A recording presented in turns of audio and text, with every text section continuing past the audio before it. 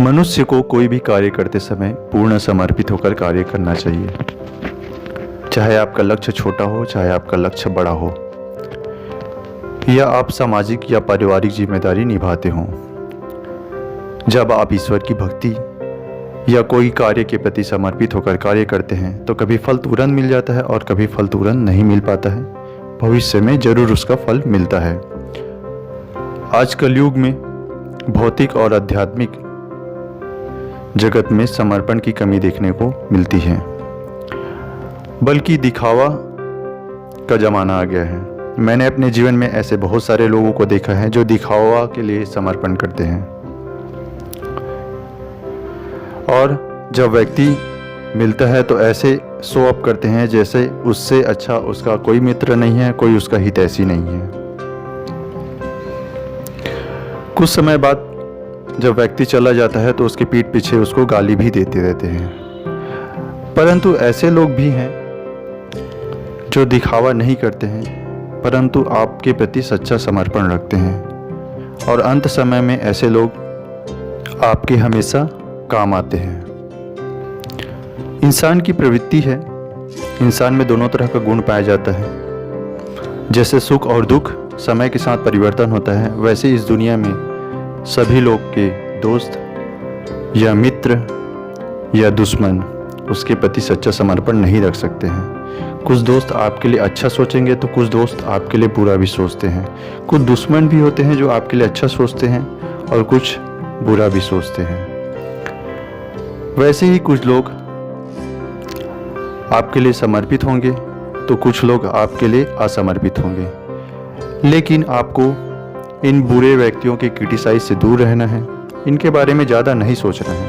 आपको अपने अच्छे गुण को बेहतर करने की ओर ध्यान देना चाहिए, उसके बारे में ज़रूर सोचना चाहिए आपको, और अपने बेहतर गुणों को अच्छा करते हुए आगे बढ़ते जाना चाहिए ताकि आपका जीवन अच्छा हो सके।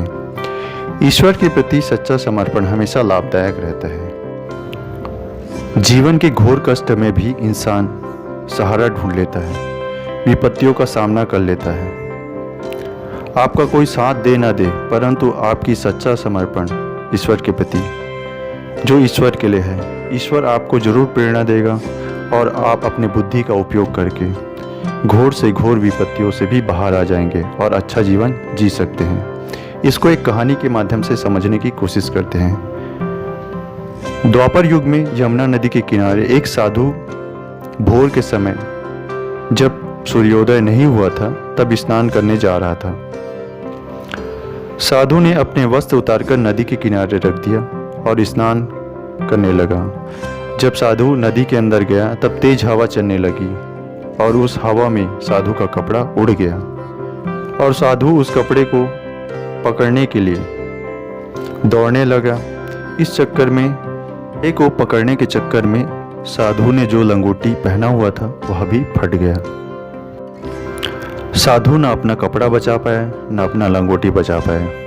कुछ समय बाद भोर होने वाला था और नगर के लोग नदी में स्नान करने पहुंचने वाले थे। साधु को बड़ी चिंता होने लगी, अब क्या करें। तभी माता द्रौपदी नदी की ओर आने लगी। साधु ने देखा कि कोई नारी नदी की ओर आ रही है तो उसको बहुत शर्म आने लगा और वह जल्दी से पानी से निकलकर झाड़ियों के पीछे छुप गया और संकोच और डर से सहमते रहा। द्रौपदी ने यह दृश्य देख लिया था कि साधु को कोई कष्ट है। उस समय थोड़ा अंधेरा था तो माता द्रौपदी ने साधु से पूछा, तात, आप इन झाड़ियों में क्यों छुप गए हो? तभी साधु संकोच स्वर में बोला, पुत्री, नहाते वक्त मेरा वस्त्र हवा में उड़ गया और जो पहना हुआ वस्त्र है वह भी फट गया,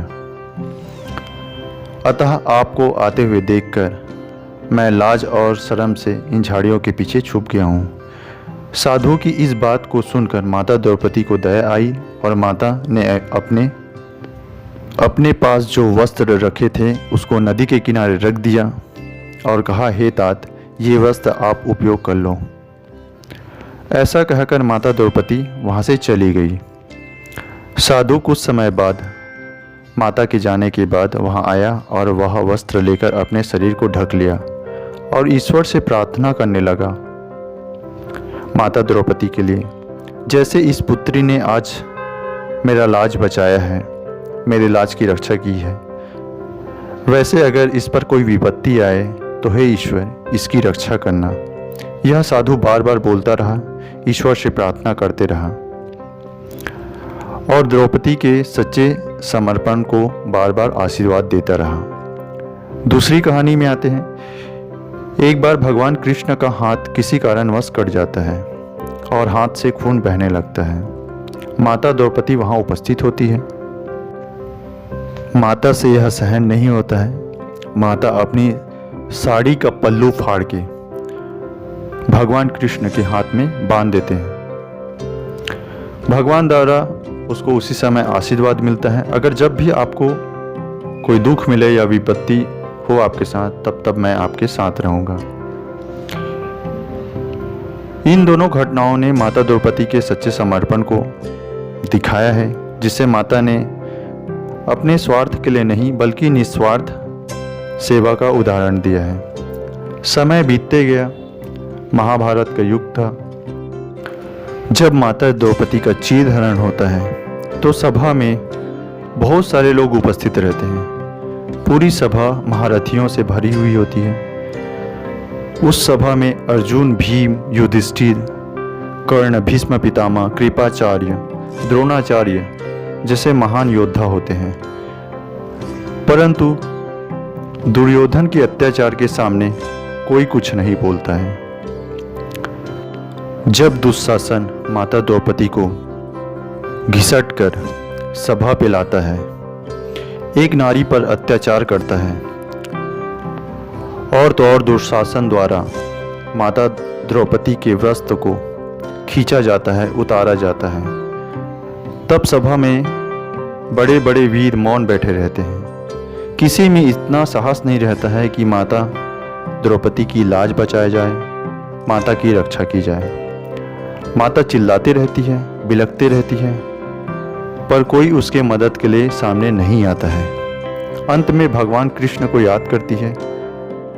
भगवान भी उसके पिछले कर्मों के फल को याद करते हुए, उसके सच्ची समर्पण का मूल्यांकन करते हुए तुरंत प्रकट होते हैं और माता द्रौपदी की लाज की रक्षा करते हैं। वैसे ही हमारा जीवन है। अगर हम अच्छा कर्म करते हैं तो वह कभी खाली नहीं जाता है, उसका फल एक न एक दिन जरूर देखने को मिलता है। कभी कभी फल तुरंत नहीं मिलता है, परंतु भविष्य में उसका फल जरूर मिलता है। हमेशा कोशिश करो अच्छा कर्म करने का, ताकि ईश्वर की कृपा आप पर हमेशा बनी रहे। Thank you.